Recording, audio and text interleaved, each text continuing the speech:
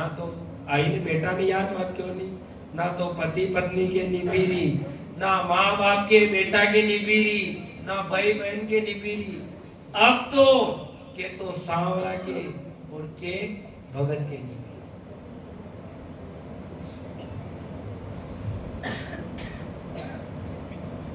भगत कहीं भी हो वो सांवरे को याद कर लेता है, और भगत यदि कहीं चला जाए तो सांवरा उसको याद कर लेता है। फूल कुचलने के बाद भी सुगंध देता है, अगर फूल ना भी तोड़ दांगा फेंक दांगा फिर भी बड़ी की सुगंध बरोबर आएगा। और मूर्ख सम्मान के बाद भी दुख देता है, जो मूर्ख करे वण कतो ही सम्मान दी दो फिर भी दुख देगा।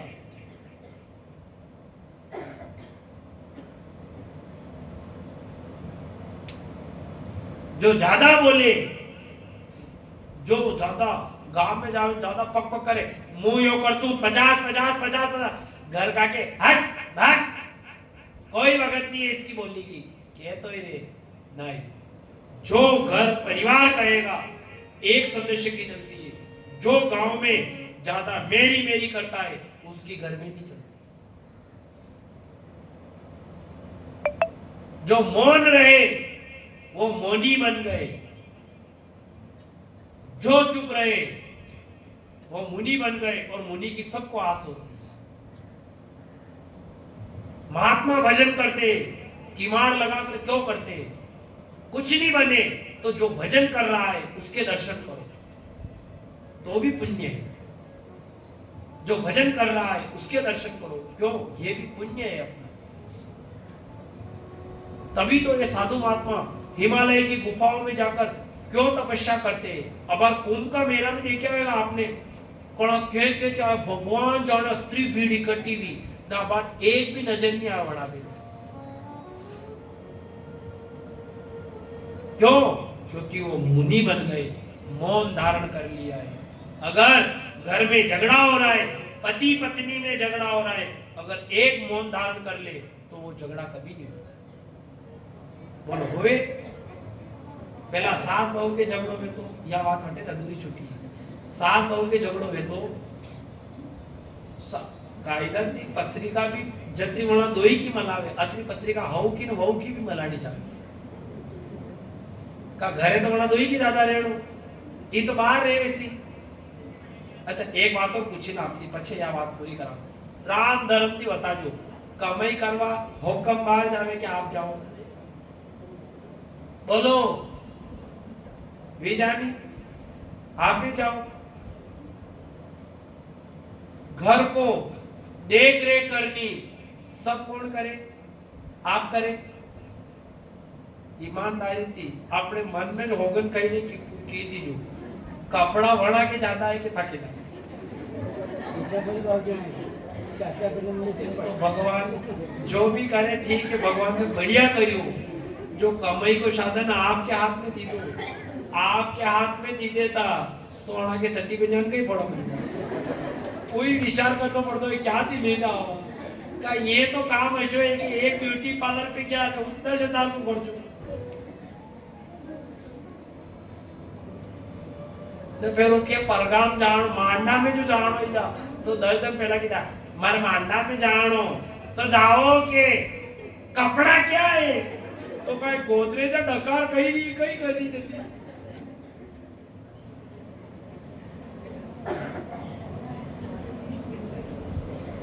पुनः अपनी बात थी सास बहू की लड़ाई, पत्रिका बना की मनानी चाहिए। अब पति पत्नी की बात फिर वही जाओगे, सास बहू की लड़ाई। बहू ने हऊ भी ताण पे बैठी कदी कदी तो अतरी खतरनाक रे दोई अतरी तेज रे, कदी कदी तो हऊ ज्यादा होशियार रे बहू थी। इतने हऊ ने बहू थी तो बहू के मम्मी जी मुँह पलंग पे भी जाऊं तो मम्मी जी के नहीं पलंग पे तो मैं बैठूंगी। बड़ी बहू ने कहा आप भी जाओ मैं कुर्सी भी जाऊं तो बड़ी ने कहा नहीं कुर्सी पे मैं बैठूंगी। तो बड़ी बहू ने कहा आप कुर्सी भी जाओ मैं माचा पे बैठ जाऊं तो बड़ी ने कहा नहीं माचा पे मैं बैठूंगी। बड़ी बहू ने क्योंकि वहां कहीं नहीं तो जमीन पे भी जाऊं और हाउजी के मुंह भी जमीन पे अब बहू ने क्यों आप जमीन पे बैठो, आप आपके बरोबर भी बेवा की कोई नहीं, आपने मना करियो कि मारो बरोबर नहीं बैठेगा तो बहू ने क्यों आप जमीन पे बैठोगा तो उखाड़ो को दिन में भी जाऊं तो वही हाउ ने क्यों के नहीं खाड़ा में तो मुंह मुआ वही बहू ने क्यों खाड़ा वो ऊपरा थी गारो और गई जा को जा खत्म।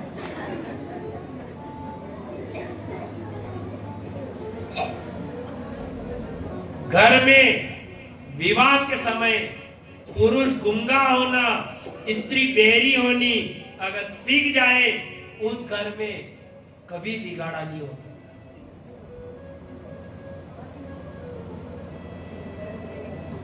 पति पत्नी संस्कार कहां से आए? माँ बाप लड़ रहे हैं, झगड़ रहे हैं, फिर बेटे में संस्कार कहां से आए? पसंद की शादी करे फिर भी बिगाड़ो भी जाओ। यहाँ आ रही है महाभारत की कथा। अर्जुन गया स्वयंवर में, जो मछली की आंख देखकर बाण मारा, द्रौपदी को साथ लेकर आया। कुंती से कहा माँ मैं क्या लेकर आया हूं? माँ ने कहा पांचों भाइयों में बांट लो, पांचों से विवाह करना। पंडित जी जाता, पहला पंडित जी जाता न हगी तय कर था न वो रिश्तो निभी जातो, फिर तक नीपतो जहां तक गेलियो पकड़ लेता आका हाल ला ले जाता वहां तक नीपतो।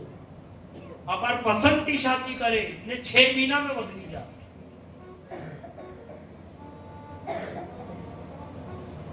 उम्र पर्यंत चालतो ने पहला कहीं नहीं देखता, बोलो कहीं देखता कि पहला होगा कहीं घर बार कहीं देखता ने घर कुल। तभी तो कहा जाता है पैसा पैसा देखकर बेटी मत देखना, पैसा देखकर बेटी मत देना, चरित्र और गुण देखकर पैसा देना।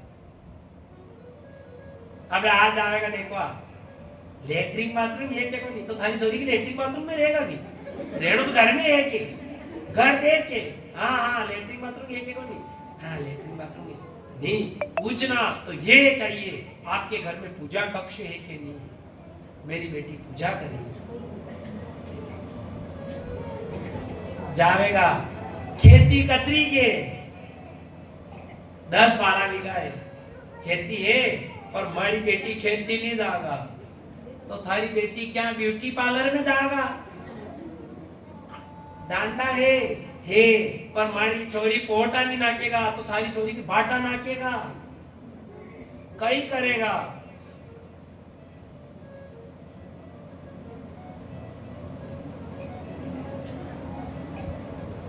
कौन बिगाड़ रहा है? अपने कर्मों से बिगड़ रहा है। माँ बाप झगड़ रहे हैं, बच्चों में संस्कार कहां से आएंगे? तो इतना एक दिन एक जगह पति पत्नी लड़ रहा था, वहां पे लड़ाई भी अति खतरनाक हुई साहब। दोई के लड़ाई 80 हुई तो 80 हुई तो तू ही समझावा नहीं समझे आपको गांव मेरो भी हो। अब बोलता बोलता तू एक दूसरा ने गाली दे वाला है, गाली देता देता ने 4 बजे को टाइम हुई, स्कूल की भी छुट्टी हुई, अब वो छोरो भी करे ही हो। अब दुई गाली देता देता वह पत्नी के तू कुत्ता, वो पति के तू कुत्ती। अब दुई के वहां लड़ाई छिड़ी, कुत्ता कुत्ती करता करता बड़ी चौराने के चुप। अरे मणि मारने क्यों क्या है तू क्या बोल रहा है? बड़ी चौराने के मारो एक प्रश्न है कि कैसा प्रश्न है? ई कुत्ता तू कुत्ती तो मुंह क्यों?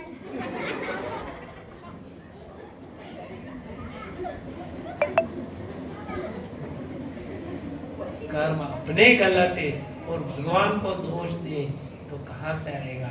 उन्होंने कहा ऐसी जगह संगत ऐसी की करिए कि कोई न कहे उठ, संगत ऐसे की करिए कोई न कहे उठ, और वाणी ऐसी बोलिए कि कोई न कहे चूप।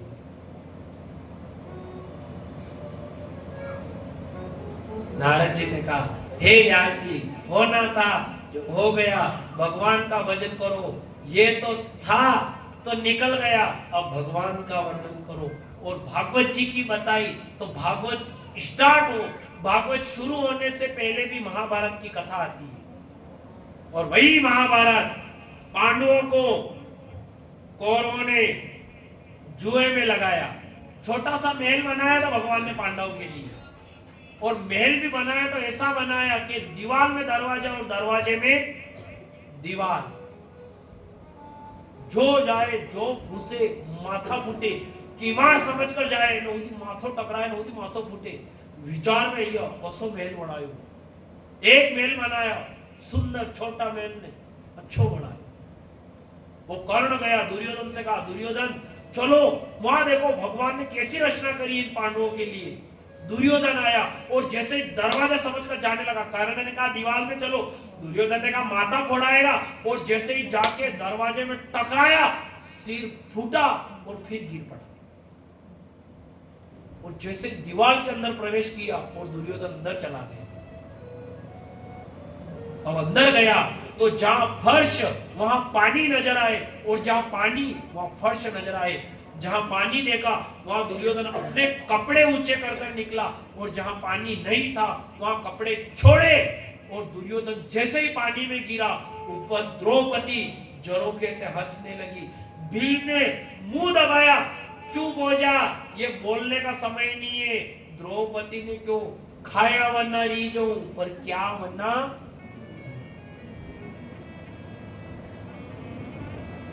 और जो बात कही द्रौपदी ने कही, अंधश्च पुत्र, अंधे की औलाद अंधी। इतनी सी बात कही, दुर्योधन थर थर कांपने लगा। दुर्योधन ने कहा मूर्ख, ऐसी वाणी बोलती है, अंधे की औलाद अंधी, तो मैं प्रण करता हूं तुझे इस अंधे की औलाद ने बिना वस्त्रों से अपनी जंगा पर नहीं बिठाया, मेरा भी नाम दुर्योधन नहीं। भीम ने सुना और भीम ने कहा हो गया सब सुना। कौन रक्षा करे? और जो कौरवों ने माया रची, मामा शकुनी ने कहा जुआ रचो और इन कौरव पांडवों को जुए में लगाओ। और जो जुए में लगाया, राजपाट हार गए, धन दौलत हार गए, सब हार गए। आखिर में पांडवों ने कहा अब हमारे पास कुछ नहीं बचा है। दुर्योधन ने कहा एक चीज और बची हुई है। क्या है? द्रौपदी।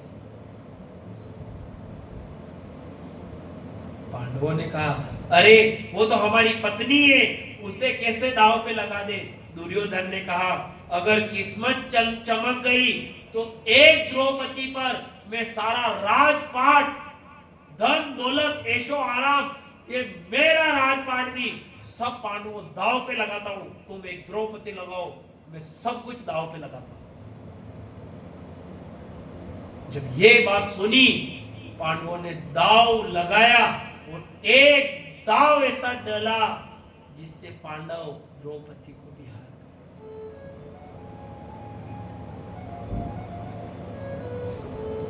जब द्रौपदी को हारे और जैसे ही हार हुई, दुर्योधन ने दुशासन से कहा जाओ द्रौपदी को सभा में बुलाकर लाओ। दुशासन गया, द्रौपदी झरोखे के अंदर बैठी हुई थी, और जैसे अचानक दुशासन गया, द्रौपदी ने कहा मूर्ख, अंदर तेरी भाभी बैठी हुई है और तू बिना बताए कक्ष में आ गया है, तुझे तो प्राण दंड देना चाहिए। दुशासन ने कहा जाओ, ये महाराज दुर्योधन का आदेश है कि द्रौपदी को सभा में लेकर आओ।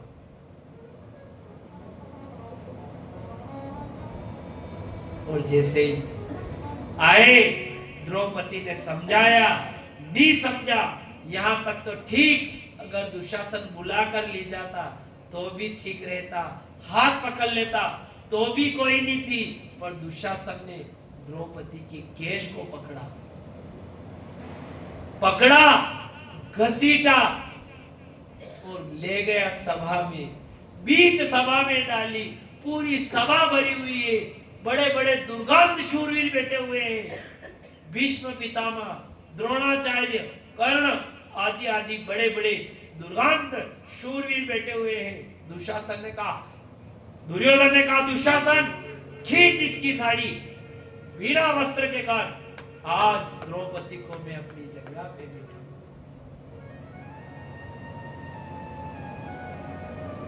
व्याकुल हो गई। द्रौपदी ने भीष्म पितामह से कहा, पितामह आप मेरी रक्षा करो, मेरी रक्षा करो, मेरी लाज जा रही है। 5 पांडव के आगे हाथ जोड़े, 5 पांडव के सिर झुक गए। पांडव कहने लगे, देवी क्या करें, अगर ये हार जीत का खेल होता, अगर ये युद्ध होता तो हम फिर भी बचा लेते, पर ये समय का ही खेल है, इसमें हम भी कुछ नहीं कर सकते।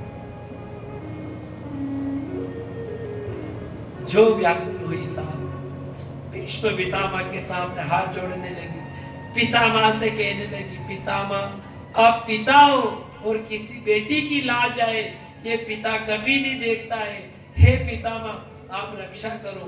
भीष्म पितामह ने भी सर नीचे कर लिया, कौन रक्षा करे।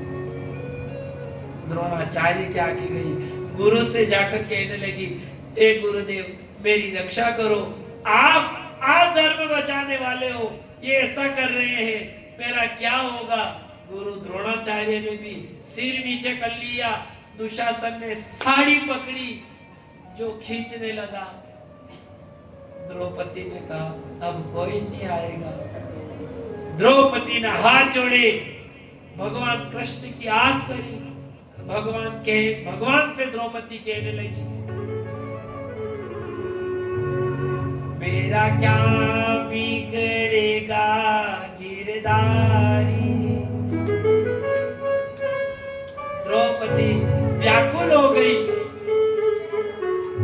रोने लगी। दुशासन चीर खींचने लगा। द्रौपदी कहने लगी, मेरा क्या बिगड़ेगा गिरधारी, जाएगी लाज तुम्हारी। मेरा क्या बिगड़ेगा गिरधारी, जाएगी लाज तुम्हारी।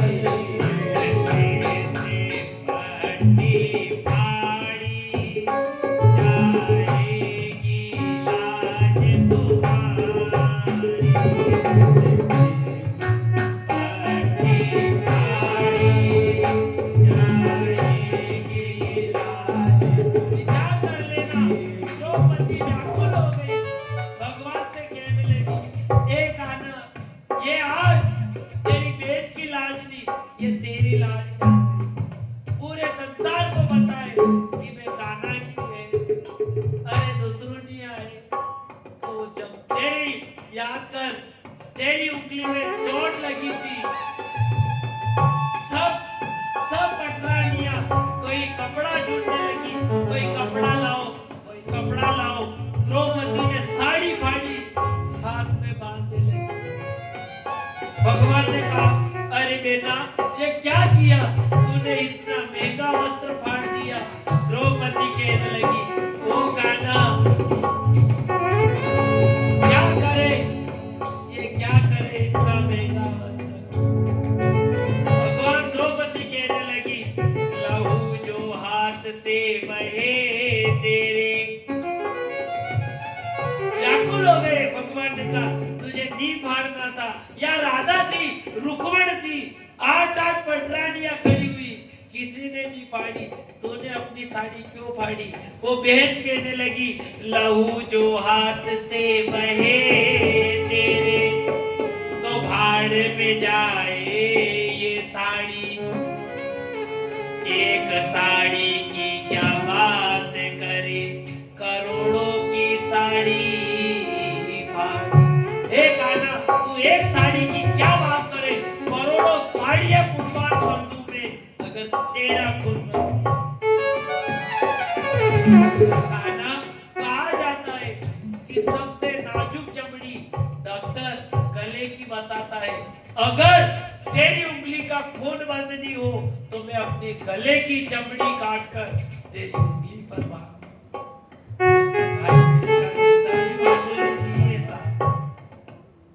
भाई बहन का रिश्ता भी कोई मामूली रिश्ता नहीं है।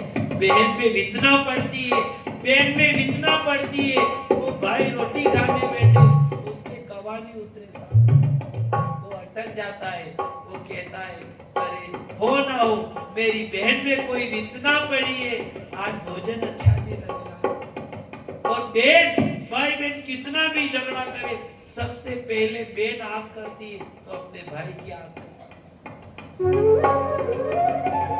भाई लड़ते झगड़ते, वो बहन कुंवारी रहती है, तहां तक लड़ती है, झगड़ती है। वो कहती है, ये बिस्तर मेरा है, ये कमरा मेरा है, या तू नहीं आएगा, तू नहीं आएगा।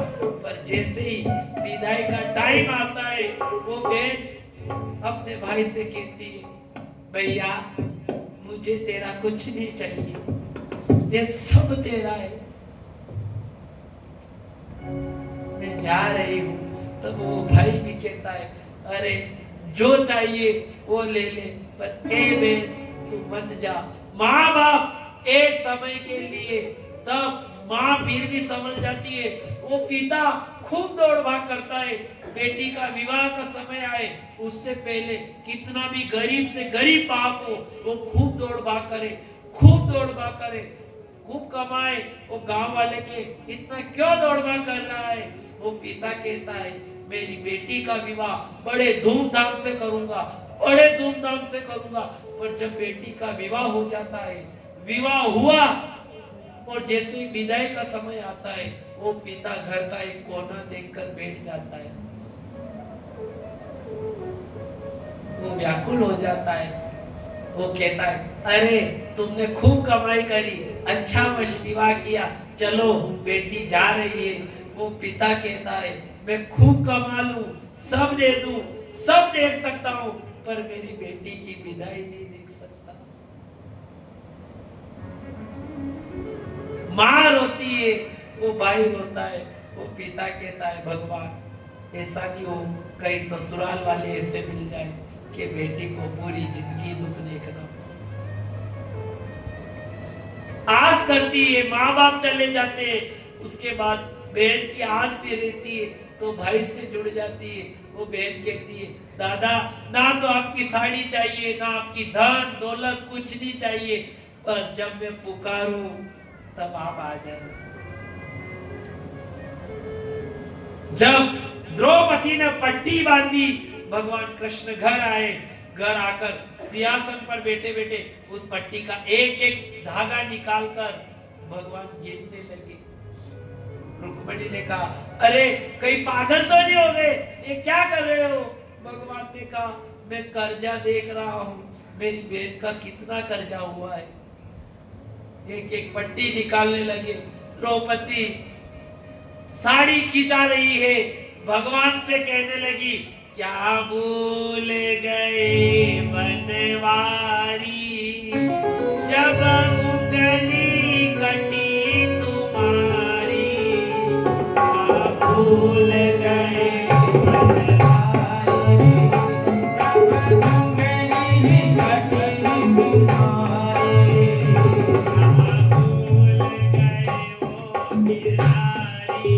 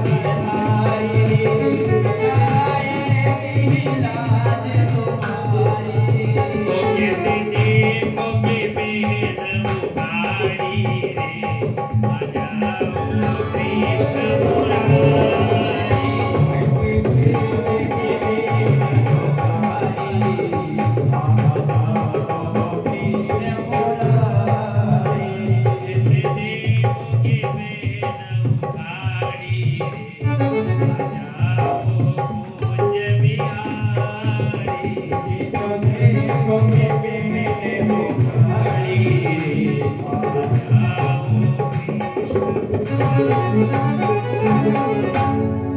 व्याकुल हुई साहब, घबराने लगी। द्रौपदी कहने लगी, पछताते रहे पांडव भी, गवाराज पाटे अरुणारी। पांडव भी पछता रहे हैं, पर क्या करें, हार गए, नहीं खड़े हो सकते। द्रौपदी कहने लगी, ए गोविंद, आज तो ये पांडव पछता रहे हैं, पछताओगे तुम भी गोविंद, जब जाएगी लाज हमारी। एक आना तू भी पछताएगा, अगर मेरी लाज चली गई तो तुझे भी पछताना पड़ेगा, जैसे पांडव पछता रहे हैं।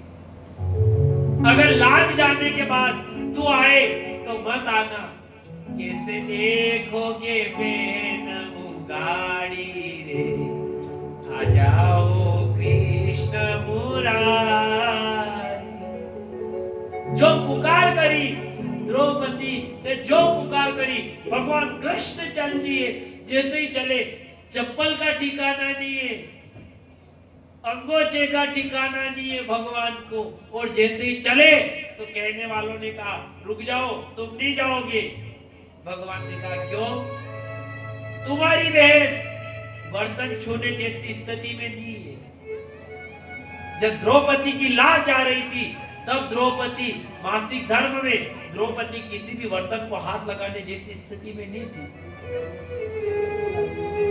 भगवान से कहने वालों ने कहा, तू नहीं जाएगा, ये नियम के विरुद्ध है।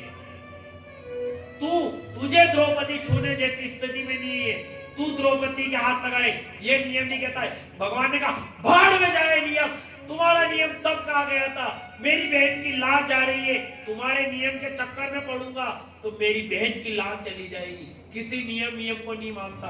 भगवान आए, साड़ी बीच नारी है कि नारी भी साड़ी है, जो वस्त्र बढ़ाया, दुशासन खींचते गिर गया, पर द्रौपदी की साड़ी नहीं खींच सका। जैसे ही भगवान चीर बढ़ाकर गए, इधर भीम खड़ा हुआ। भीम ने कहा, दुर्योधन, तेरी जंगा को अगर कुत्ते का ग्रास नहीं बना दिया, मेरा नाम भीम नहीं।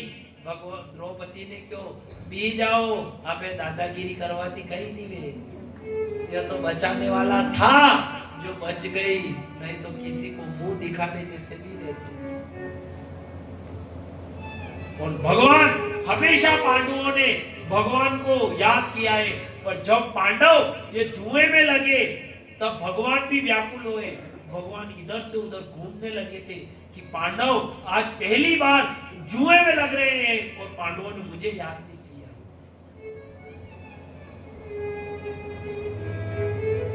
वो तो बचाकर चला गया। भीम ने प्रण लिया, द्रौपदी ने बिठा दिया। 13 वर्ष का अज्ञातवास, 1 वर्ष 14 वर्ष का अज्ञातवास, जिसमें 13 वर्ष वन में रहना, 1 वर्ष का अज्ञातवास यदि नजर आ जाते तो पुनः जाना पड़ता। इधर 1 वर्ष के लिए वह विराट नगर में रहे।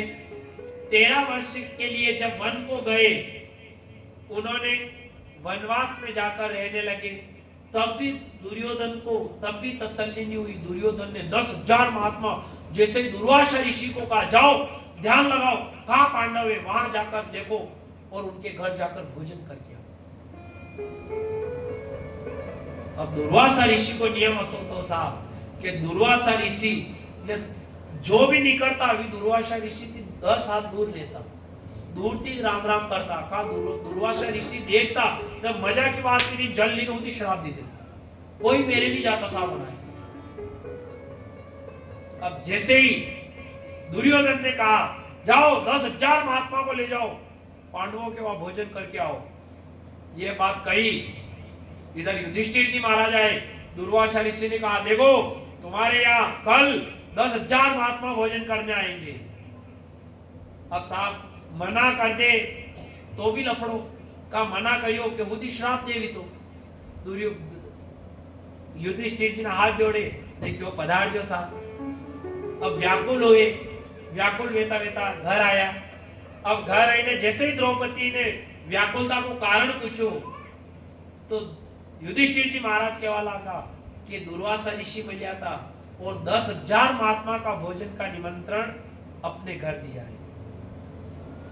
द्रौपदी ने क्यों कही आप मना करीने तो नहीं आया? नहीं नहीं, मैं मना करके नहीं आया हूं, मैंने कहा पधारो, ये बात कही है। भगवान युधिष्ठिर जी विचार करवा लगा अब क्या होगा। तभी द्रौपदी ने क्यों, अब भी विचार मत करो, उसकी आस करो जिसने मेरी लाज बचाई है, वही लाज बचाने वाला आएगा और अब भी लाज बचा कर जाएगा।